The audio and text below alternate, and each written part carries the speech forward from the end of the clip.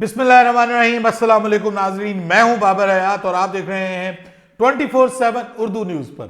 Home expense के ताउन से बाबर हयात शो। नाजरीन, पाकिस्तान ने पर्थ टेस्ट के लिए अपनी प्लेइंग 11 का ऐलान कर दिया है। बल्कि सिर्फ पाकिस्तान ने ही नहीं, ऑस्ट्रेलिया ने भी अपनी प्लेइंग 11 का ऐलान कर दिया। और पाकिस्तान की जो प्लेइंग 11 अनाउंस हुई है वो मेरे लिए कम से कम हैरान कुन है।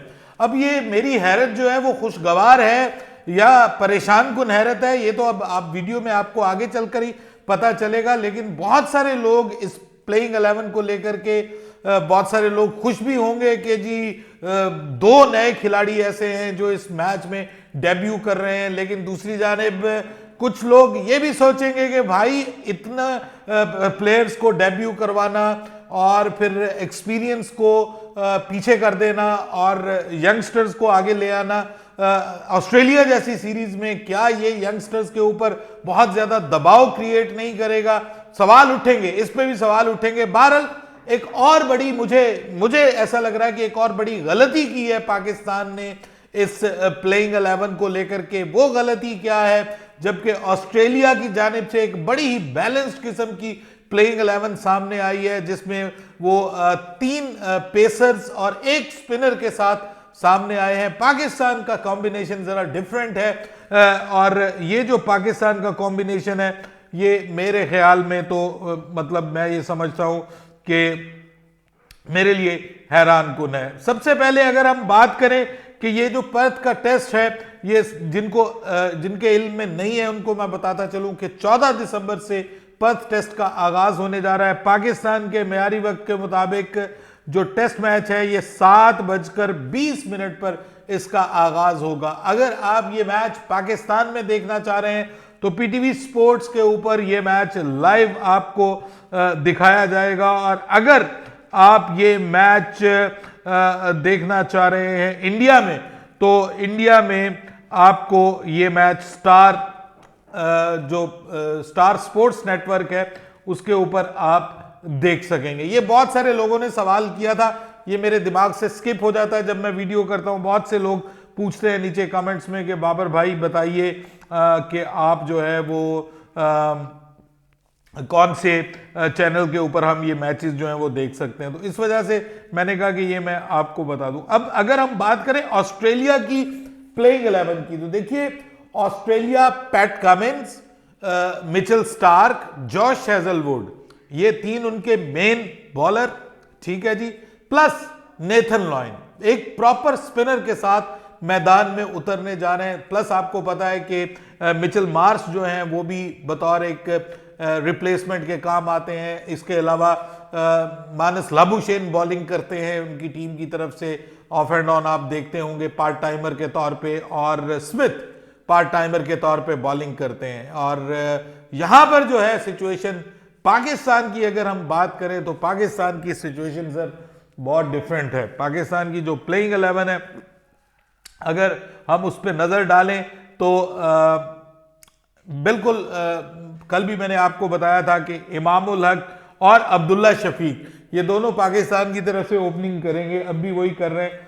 शान मसूद नंबर 3 पे बैटिंग करेंगे, नंबर 4 पे बाबर आजम होंगे, नंबर 5 पे साउद शकील, 6 पे सरफराज अहमद। ये मैंने कल आपको बता दिया था। मसला क्या था कि आपने क्या सलमान अली आगा को खिलाना है या नहीं खिलाना।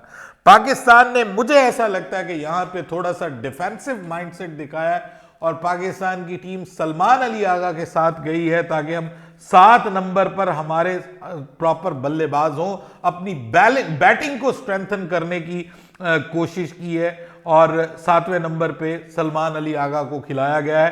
प्लस सलमान अली आगा एक पार्ट टाइम स्पिनर के तौर पे भी पाकिस्तान को दस्तयाब होंगे। तो जो पाकिस्तान मेरे ख्याल में सबसे बड़ी गलती कर रहा है स्पिनर को ना खिला के। दूसरी जानिब आपने देखा कि नेथन लायन को उन्होंने खिलाया है और उनकी प्लेइंग 11 पाकिस्तान से पहले अनाउंस हुई है। उसके बावजूद Pakistan have not gone for proper spinner. Noman Ali की शक्ल में आपके पास प्रॉपर स्पिनर मौजूद था, आप उसको खिला सकते थे, लेकिन उसको मौका नहीं दिया गया। अबरार अहमद होते तो शायद पाकिस्तान का कॉन्फिडेंस अबरार अहमद पे ज्यादा था, उनको मौका दे दिया जाता। लेकिन अब मसला यह है कि अबरार क्योंकि अनफिट हो गए इस टेस्ट मैच के लिए और आज ज्वाइन करना है उन्होंने साजिद खान ने, तो इसका मतलब ये है कि कल सुबह तक वो अवेलेबल नहीं होंगे टीम के लिए खेलने के लिए, इसलिए उनको प्लेइंग 11 का हिस्सा नहीं बनाया।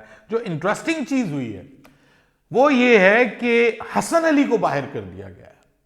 हसन अली को पाकिस्तान की प्लेइंग 11 का हिस्सा नहीं बनाया गया। एट 11th आवर उनको बाहर किया गया। क्यों बाहर किया गया, अभी तक इस हवाले से लेटेस्ट अपडेट नहीं आई। क्या वो अनफिट मतलब अनवेल फील कर रहे हैं, कोई फिटनेस का मामला हुआ है, या फिर उनको किसी प्लानिंग के तहत उनको बाहर किया गया है और उनकी जगह आमिर जमाल को टीम का हिस्सा बनाया गया। जी हां, आमिर जमाल एक एक्साइटिंग ऑलराउंडर तो है ही है, पाकिस्तान के लिए पूरा उन्होंने डोमेस्टिक सीजन खेला है और अब उन्होंने ये जो मैच हुआ था पाकिस्तान का प्रैक्टिस मैच, उसमें भी उन्होंने बुरी बॉलिंग नहीं की थी, अच्छी बॉलिंग की थी और उनको आई थिंक सो थोड़ा एज दिया गया है इनके ऊपर, हसन अली के ऊपर, due to his allround performance के वो बैटिंग भी कर लेते हैं और बॉलिंग भी उनको मौका दिया गया है कि जो उन्होंने डोमेस्टिक सीजन खेला है उनका समझ लें उनको इनाम दिया गया है।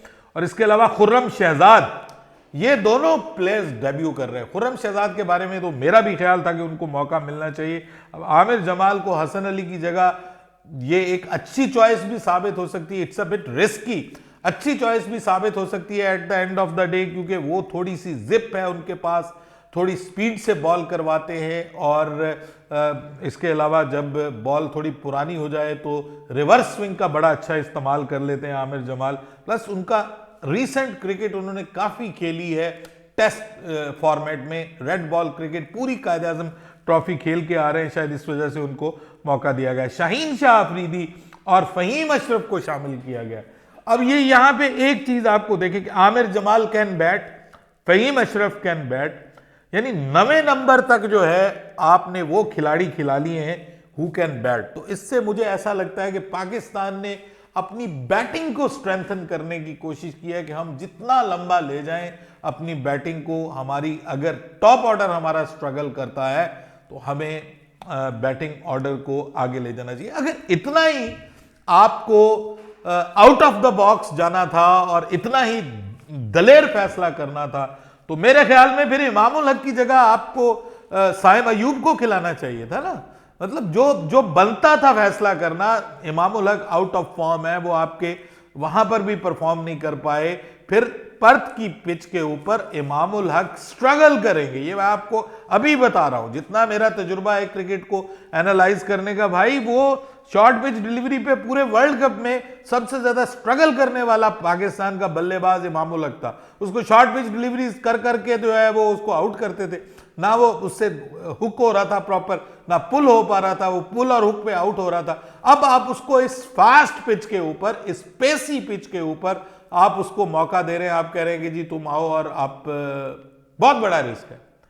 जबकि उसके मुकाबले में जो साइम अयूब है वो शॉर्ट पिच डिलीवरीज को बहुत दलेरी से, बड़े जबरदस्त तरीके से खेलता है और उसका जो एक्सप्रेशन है अगेंस्ट द फास्ट बॉलिंग कमाल है और जिगरे वाला है। अब ये साहब जो है इमामुल हक जो है वो, मुझे तो ये डिसअपॉइंटमेंट लग रहे हैं। लेट्स सी मेरी बात गलत साबित हो जाए और मुझे ऐसा लगता है कि पाकिस्तान को सलमान अली आगा की जगह पाकिस्तान को नोमान अली को जरूर खिलाना चाहिए था। पाकिस्तान अगर 3 सीमर्स के साथ जाना चाह रहा था तो चौथा पाकिस्तान को फिर स्पिनर खिलाना चाहिए था। पाकिस्तान ने चौथा भी fast bowling allrounder Faheem Ashraf की शक्ल में इस्तेमाल किया है। मेरी प्लेइंग 11 में खुर्रम शहजाद, शाहीन आफरीदी, फहीम अशरफ और साथ में अगर मैं शामिल करता तो चौथे बॉलर के तौर पे नोमान अली को शामिल करता और सलमान अली आगा को मैं अपनी टीम का हिस्सा ना बनाता, प्रॉपर स्पिनर के साथ जाता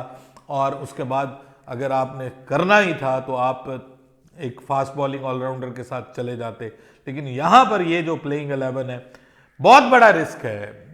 हमेशा मुझे अच्छा लगता है कि नए प्लेयर्स को जब मौका मिलता है, there is nothing hard towards Aamir Jamal. मेरी बहुत सारी बेस्ट विशेस उसके लिए है, खुर्रम शहजाद के लिए बड़ी बेस्ट विशेस हैं और मुझे उम्मीद है कि इंशाल्लाह ये दोनों प्लेयर्स पाकिस्तान के लिए अच्छा परफॉर्म करेंगे, फ्यूचर में अच्छा जाएंगे। लेकिन बहुत टफ उनको मैदान दिया गया है। बट जो अच्छी चीज है वो ये है कि उनको वो मैदान दिया गया है, बॉलर्स को वो मैदान दिया गया है, जो कि मुझे एक अच्छी अप्रोच लगी है। वो मैदान दिया गया है जो फास्ट बॉलर्स के लिए साजगार है, जहां पे सीमर्स को मदद मिलती है। वो मैदान दिया गया है पर्थ का, और वो पिच और वो कंडीशंस दी गई हैं। अगर ये दोनों बॉलर्स इन कंडीशंस को इस्तेमाल करते हुए ऑस्ट्रेलिया के खिलाफ अच्छा डेब्यू करते हैं तो पाकिस्तान के लिए फ्यूचर स्टार्स बन सकते हैं, यहां पर पाकिस्तान के लिए हिस्ट्री क्रिएट कर सकते हैं। लेकिन अगर ये यहाँ की कंडीशंस में अपनी लाइन और लेंथ को उस तरह से कंट्रोल ना कर पाए, क्योंकि यहाँ पे आपको अपनी सीम और स्विंग पे कंट्रोल भी चाहिए, बहुत मुश्किल हो जाता है। बाजुकात आपको इस तरह के जो बाउंसी पिचेस हैं उनके ऊपर अपनी लाइन और लेंथ को उस तरह से बरकरार रखना। ऑस्ट्रेलिया क्योंकि यहाँ पे बहुत बार खेल चुका है और बहुत ज्यादा खेल चुका है, उनको एज हासिल है। पाकिस्तान को शायद थोड़ी दिक्कत हो। बहरहाल प्लेइंग 11 का ऐलान हो गया और आपको यह भी बता दिया कि ये मैचेस आप पीटीवी स्पोर्ट्स और इंडिया में स्टार स्पोर्ट्स नेटवर्क्स पर बराह रास्त देख सकेंगे। इंडिया में अगर आप एप्लीकेशन पे देखना चाहते हैं तो ये मैचेस आप डिज्नी प्लस हॉटस्टार पे भी लाइव देख सकेंगे। होपफुली पाकिस्तान की ये प्लेइंग 11 पाकिस्तान के लिए अच्छा करे, मेरी तो यही दुआ है। बाकी मैंने अपनी रिजर्वेशंस बता दी। आपके ख्याल में ये प्लेइंग 11 ठीक है, बेस्ट है? जरूर बताइएगा नीचे कमेंट्स में। बाबर हयात को इजाजत दीजिएगा। अल्लाह हाफिज।